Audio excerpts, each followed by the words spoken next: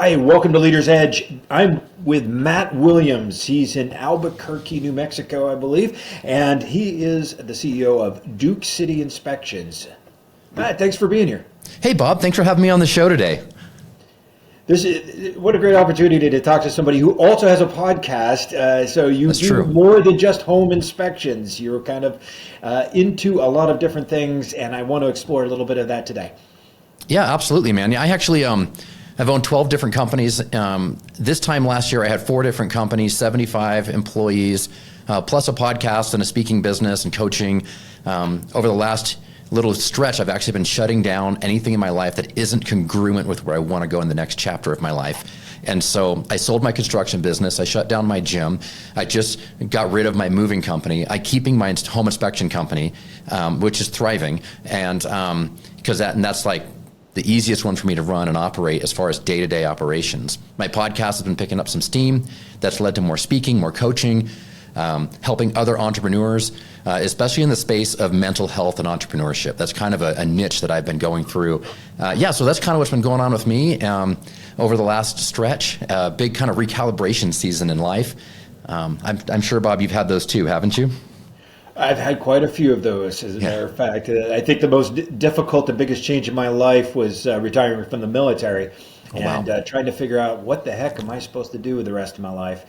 And the crises of identity when you leave something that's that totally consuming of your life is really disconcerting. So the fact that you are, helping entrepreneurs with mental health, I think is an incredible niche. And I want to pull on that string. I want to hear about your inspection business that's doing well, but the entrepreneurship and mental health piece I think is fascinating. How did you end up focusing on that? Yes, well, so which is kind of wild is I actually used to be a pastor of a church. That was one of the many things that I was doing in life. I grew up on it. My dad was a pastor. And so I was in ministry, if you will, for a long time. And in that season, I really grew to love helping people and finding, helping people through their struggles and their challenges and encouraging people. That's something I really loved doing. The spiritual leader side of it was really difficult for me. I'm not going to lie. I'm a business guy. I'm an entrepreneur. I've always kind of had that going. Preaching and doing the things on the side, or the church thing was always like kind of a fun side project for me. But I really love that, and I love that I can apply kind of like helping other people grow in their own walk and what they're doing in life and being everything that they've been designed and maybe called or just feel called or compelled to do is something I've always been part of. And mental health with entrepreneurship, I went through my own crisis, if you will, and it really forced me to have to dig deep and deal with some things. And I realized there's a lot of men that do that, and we as men we suffer in silence. We're culturally we're conditioned to that. It's like, are you doing okay, buddy? I'm doing great. Are you? No, we're not. But we don't say that out loud, do we? We tough it up and we buckle down and try to get through it. So that kind of got me going on that. I talk about mind monsters. There's about 8 monsters every one of us are facing all the time. Things like anger and anxiety, and there's a lot of them, and so diving deep and helping people like name their monster and or the ones they're dealing with and how to fight it and how to be able to win that battle. Once you win the battle in the mind, it starts to really manifest out everywhere else in life. No doubt about it. I think the self-awareness piece, that component. As a leadership coach, that's a business I started after I got out of the military. Was for a lot of the same reasons as I found it very rewarding helping other people figure out how to be better at what it is that they want to do. Yeah. But the self-awareness piece is always what comes up first. It's always about, not just who you are and what your strengths and weaknesses are and whether or not you're an introvert or extrovert, fine. Those are important, but what are you struggling with and why? Yeah. Like what are those? I love how you label them monsters. I haven't used that term, but there are a number of things that people continuously struggle with, and if they don't face them directly, they'll continue to struggle with them indefinitely. Absolutely. Yeah, it's fantastic that you. So how do you go about helping people identify their monsters and deal with them? Well, so So yeah, I do a little bit of coaching, and some speaking from stage. I'm doing something that I've never done before in a business setting, but I actually have a men's retreat coming up in December. It's already sold out, full of entrepreneurs, and we're going into a 3-day deep dive workshop, going in and talking about the monsters that we deal with and some of the things that we have to do to overcome them. And so that's kind of a fun thing. So I think I have 25 business owners flying out to Scottsdale. We've got some space at a resort there, and we're going to go dive deep for a few days, have a lot of fun, but also do some deep work and just kind of sort through, like, what are these things that we bump up against all the time? Sometimes it's even subconsciously we're bumping up against these growth barriers or these walls in our life. Why do I keep walking around the same mountain over and over and over again? We all do it. We find ourselves stuck, and you almost need like a moment to set aside, get with a group of other men who are also, and I really focus on men. I'm not saying women can't or be part of something like this, but that's not what I do. And so I focus on men and men coming together and saying, all right, I keep bumping up against the same thing over and over again. How do I get past this? And I think it happens in a group setting. I think it's not just a me problem, it's a we problem. And when we come together and as men and talk about it, we start to give each other wisdom and insights. And well, have you considered this? What about that? And I have a whole process that we use for that. And so I'm doing my first men's retreat in this format in Scottsdale in December here, 2024. If it goes well, I'm hoping to start doing them on a regular basis all around the country. That's fantastic. I agree with you that the advantage of group settings, particularly when you have people who are roughly the same level and have some similar life experiences. Yep. And they're not in the same city, right? So Agreed. You don't have to you can get real honest with somebody when you know, like, everybody's getting honest. We're not going to see each other again necessarily. And, and it's like, man, I can tell you some of the crap I'm really dealing with because you're not going to be in my market telling my competitors anything. You know what I mean? Like, you can get real honest in that setting. And I think that I'm really hoping that that's what can happen out of this. There's some incredible advantages to looking across the campfire, if you will, and saying, okay, there's somebody who's struggling with the exact same thing I'm struggling with, or something close enough. I thought I was the only one. Yeah. If you live in isolation with your struggles, you think you're the only one. And you think nobody else is dealing with this, and I have it harder than everybody else. And the truth is, we're all dealing with stuff. We're all wrestling and fighting through stuff that is unseen battles, man. And we're all wrestling through that. I know we came in to talk about my inspection business, and we've totally sidetracked here. But now we're here to talk about leadership, and the business is just one of the things you're leading. So this is way more interesting. And no offense to your home inspection business, because I'm sure it's fantastic. But it's about you're leading men in this case to be better. Yeah. And to me, that's kind of my life purpose as well. I don't focus exclusively on men. I focus on small business leaders, but the ability to help people unlock their potential, whether it's in business or it's in life, I think they tend to overlap, right? Business and life, because the same things that are holding you back personally are also holding you back at work. Yeah, I think everything rises and falls on leadership.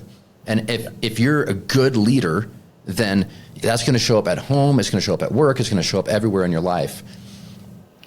Yeah, I think some of the major skill sets that you have as a great leader transcends exactly that. And it's things like listening, like truly listening, right? Not just hearing people talk, but hearing what they're saying. Yeah. Right. Truly listening, and patience, right? Yep. Yeah, those qualities are so important. Incredibly important. I think there's also a wisdom piece that comes with some experience and the ability to listen and ability to understand from other people's perspectives. Yeah. And maybe most importantly, or as importantly for leadership, is understanding how you're being perceived by others. Yeah. Sometimes the way we think we're being perceived is different than how others see us.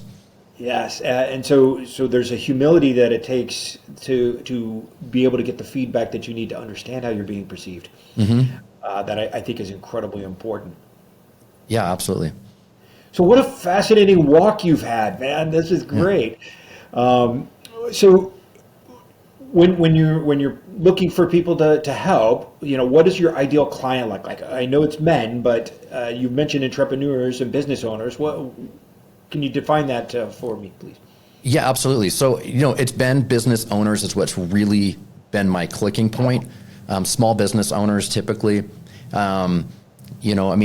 Once you get to a certain size, I think it works no matter what. But as a business owner, you have employees, teams of management, you have people, you're dealing with a whole situation that most people don't deal with. There's a lot of pressure that comes on that. And there's a whole ecosystem of running a company where you have levels of leadership and you have management and teams and people. And really there's a responsibility as a business owner when you have an employee that decides to hitch their life to your wagon, per se, and say, okay, I'm gonna jump on your team. Just recently hired a guy. He shut down his home inspection company and to come join my team. It's so humbling that he would close his business doors and come work for me. Because he said, I like what you guys are doing. What you doing is aligning who I want to be, and I can't get there on my own. I'm going to do it with you. And so something like that is a huge honor, but it's also a huge responsibility. This guy has a wife and kids, and they're all depending on me to perform at the highest level possible so that I can provide for an environment that he can perform at the highest level possible so that everybody can make the kind of money and resources and have the work-life balance that they want. Every business owner has that on their shoulders, and they got to think about those things. That's a weight that most people in the world don't carry. So, right. It's like, so for me, I look at those guys because I am one of those guys and I've been one of those guys. And I say, I know the struggles that I had to deal with. And in my darkest hour, a few years ago, I went through the dark night of the soul, darkest hour of my life. And I didn't have anybody who reached out to help me. And I remember suffering in silence and crying out to God and anyone who would listen. And I realized I just didn't have somebody in place. I didn't have the friendships that are deep enough to stand with me in that darkest moment. And I thought, that's never going to happen again in my life. And I realized as entrepreneurs, when you rise to the top, it's a lonely life. Let's not make it lonely. Let's make it where you have a band of brothers who are in the same fight with you that understand what that's like. And when you're going through your really dark time, you can't go to your employees and say, things are terrible, I can't, and high pressure. No, that's going to freak out your team. So where do you go? You got to have somebody that you can rely on. And so that's kind of a mission of mine, is to kind of create this environment where like-minded men, and maybe it'll expand into women at some point in time. I'm not against that. I know what I know. And so I'm trying to create this band of brothers to come together and help each other out. And let's fight our demons. Let's fight our monsters. Let's get our head right. Let's level up and let's do it all together.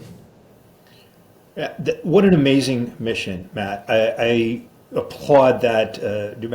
I don't think I have the energy to put together a group of that, because it does take a ton of energy from you. Mm-hmm. And it takes an incredible amount of focus. And I really hope that your 3-day workshop this December, I think you said, mm-hmm. In Scottsdale, is going to be hugely successful, and that it launches many, many more, because there's literally thousands of leaders out there that need a peer group, that don't have one. And I think it's lonely at the top is only true if you let it be true.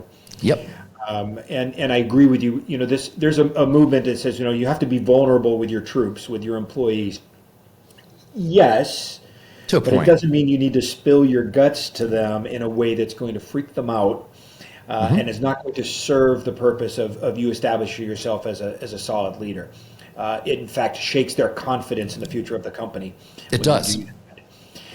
So people tend to isolate themselves. I had an interesting conversation with somebody from the Navy recently that talked about the stress on a ship captain, because at least if you're in a land-based military force, you have other commanders that are at your level that you can commiserate with. But a ship's captain is out there by themselves as a leader. Right. Every single person on that boat reports to them. And so they don't have a peer group. So the ability to create an artificial peer group to give you an outlet to struggle openly with those demons that are chasing you around, mm-hmm. And sometimes it's something mundane. It is not a deep demon, but it's just something I can't figure this out, and I don't want to ask my troops about it because it'll be embarrassing. Right? Yeah, that's true. So creating a space, creating an environment for people to thrive is a hell of a calling, man. That's great. Yeah, well, thanks. So there's obviously a huge need for coaching in the world. How do you draw people to your coaching? That's a great question, and I would love to be able to tell you that. I'm part of in the home inspection industry, there's mastermind groups within the industry. I'm part of, in what is my opinion, definitely the best, and it might be the biggest mastermind group within the home inspection industry. It's called Inspection Empire Builder. And so IEB, and so IEBcoaching.com is, I'm part of that group, and I'm one of the leaders in that group now. And so that has been a source of relationship building that's helped me, and I've helped others, and that is now launching into other opportunities. I spoke at their conference last year, and that opened up the door for additional speaking from other companies and other things. And so that just has kind of been word of mouth, just kind of happening.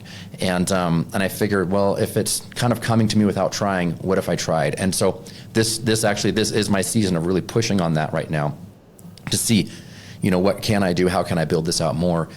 And so you're kind of catching me on the very, very front end of me kind of launching this more officially rather than just letting it kind of organically happen.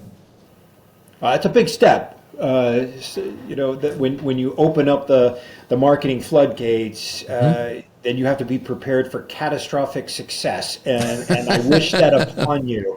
I thank you. I appreciate that. Yeah, I been working actually very diligently behind the scenes, building out the infrastructure because I realized this is where I'm headed, and so building out systems, processes, infrastructure to be able to hopefully support business coming in through this. I just hired a full-time employee who starts tomorrow, actually, and they're going to be helping with marketing and exposure and brand awareness, and so I'll have somebody working with me 40 hours a week on this. And so I'm launching my coaching business as we speak in this moment. That's amazing. There's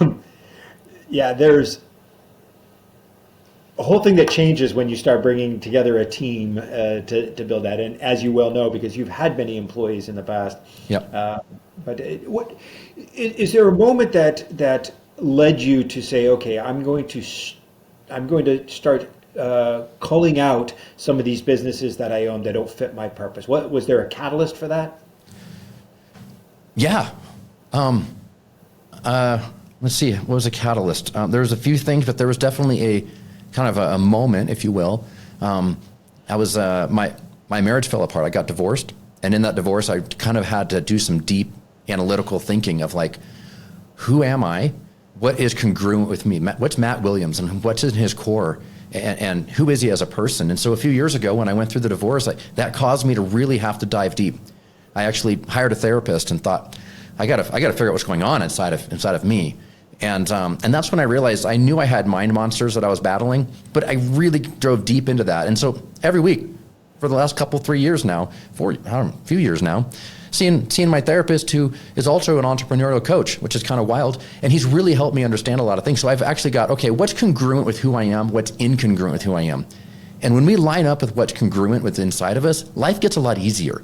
And the Bible says that his burden is easy, his yoke is light, when it talks about like your calling in life. And if your calling and what you're working on is just incongruent with who you are as a person, you're working 10 times harder to get, 1% of the results.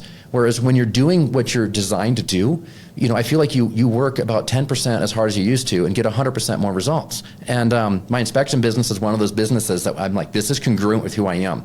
We're the market dominating leader in Albuquerque, and we're crushing it on that side. And then I realized like things are just coming to me for the whole mental health, entrepreneurship, coaching. I'm not even looking for it, and it's just coming to me. And I'm like, this feels very congruent with who I am and how I'm wired to be. Like you're saying, wow, it sounds like it's a big calling or a heavy load. It doesn't feel like it to me because, well, that kind of fits me. That fits who I am. And so when you find something that is congruent, I don't know, there's a moment you got to realize what's congruent, what's incongruent, and have the guts and have the tenacity to say, I don't care what it costs me. I'm going to get rid of everything that's incongruent. That's amazing. And that's absolutely something that I coach with my high performance coaching side of it, is being incredibly clear about who you are and where you're going. Yes.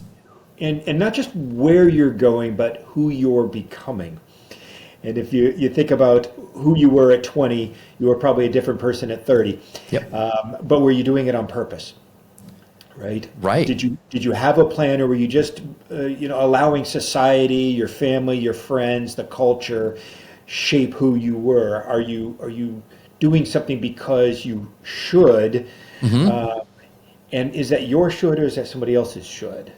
Yeah, absolutely. And so if you think about that time between, sometimes it's somebody who's 18 to 25 or 20 to 30 or 30 to 40. If there's no purpose to it, if there's no deliberate attempt to become what you desire to become, then you're like a palm tree on the windward side of the island that's it's going to go sideways. So helping people find their clarity then about who they want to become, and then how do you do that deliberately? Yeah. Well, and if your identity and who you are can be taken away from you, you know what I mean? Like, oh, who are you? Oh, I'm a home inspector, and I run this company, and I do a home inspection. You know what? Life is fragile. That can be taken away. Yeah. And if my business can be taken away, is that really my identity, or is that just what I do? And I think so many times, especially as men, you're hanging out, what do you do for a living? They don't even say what you do for a living. They're like, what do you do? And it's like, well, and then all of a sudden it's like, well, I'm a pilot. I'm a this, I'm a that. Well, all that can be taken away. And so that isn't really your core identity. And I think once you understand your core identity and who you are actually in the inside, it helps shape what you're going to be doing and who you are on the outside. And you got to find that. And if you don't, otherwise I think other people can influence you and push you around. And I think it all happens to us, but how do you find your core identity, who you are inside, that can't be taken away because it's the core of who you are? Spot on. Okay, so areas of growth for you now. You're going to continue, you're going to beta test your workshop, your retreat. Yep. And if that works out, there's going to be more of that. But what else? What else is on the horizon for you? Well, so I'm running a podcast. It's called Empire State of Mind. So it's called Empire State of Mind, and it comes from the perspective of a home inspection company, but I bring in guests of other home service industries. So I have guys that have, electrical or HVAC, or just because I have these connections in that space. Also, real estate people and people in that industry. I recently had Tommy Mello from A1 Garage Door on the show, and guys who have been very successful in their space, right? So it does come from a home inspection perspective, but how do you take one company and leverage it to an empire that you're building out? And for me, so what I'm working on, so I have my home inspection company that's running very well, and it's doing very well for me. So now I'm taking that and I'm leveraging that into speaking and coaching. And on all my years of being a pastor of a church and standing on a stage and presenting to hundreds or thousands of people at a time, I can jump on stage anytime. It doesn't bother me. And all of my skills from that era of my life really translate over into this. And so my next season of life is keeping my inspection company kicking butt and taking names, which it's doing great, but then also launching another area where I can help other entrepreneurs kick butt, take names. I figure out their identity, who they are on their core, line their life up with it, kick back all the monsters that they're fighting against, and go be successful. Be the best husband, the best father, the best employer, the best everything they can be in life. It's an amazing calling, and I'm glad that you're on that path and that journey, because I sense that you're going to be incredibly successful at this endeavor as you have in the other areas of entrepreneurship that you've explored. But I think you're going to find this much more rewarding than any of the things that you've done before. I hope so. I really feel like it is. It's more congruent with who I am. Yeah, congruence is incredibly important. You have to be clear about who you are and then live in congruence with that. What is the best way for people to find you? How do they get in contact with you? Absolutely. So my podcast, I mentioned that. My personal Instagram is probably the easiest, and that is the.matthew.williams. That's my Instagram handle. And I'll give you my cell phone number. You can call or text me on my cell phone number anytime you want to, 505-301-5784. People freak out that I give out my cell phone number everywhere that I go. They're like, why would you do that? call me or text me. I'm dead serious. If I can ever help you with anything. I do get a lot of calls and a lot of texts, and if I don't respond, keep texting. I'll get you. That's amazing. I agree that people can look at that and go, oh, that's absolutely crazy. Particularly right now during the election season when I can't stop getting texts. Oh, God. Yeah, all the political stuff. I just keep going, stop, report junk, stop. But hopefully after November, that'll slow down a lot. But fantastic. Our guest today has been Matt Williams. He runs Duke City Inspections, but so much more. And you can get in contact with him, listen to his podcast, find him on Instagram, or you just heard his phone number. I hope you wrote it down. It's 505-301-5784. Text him and he will get back to you. Maybe not immediately, but he certainly will follow up. And if you don't hear right back, text him again. Matt, it's been wonderful having you. Thanks for being here and sharing your story. Thanks, Bob. I enjoyed it.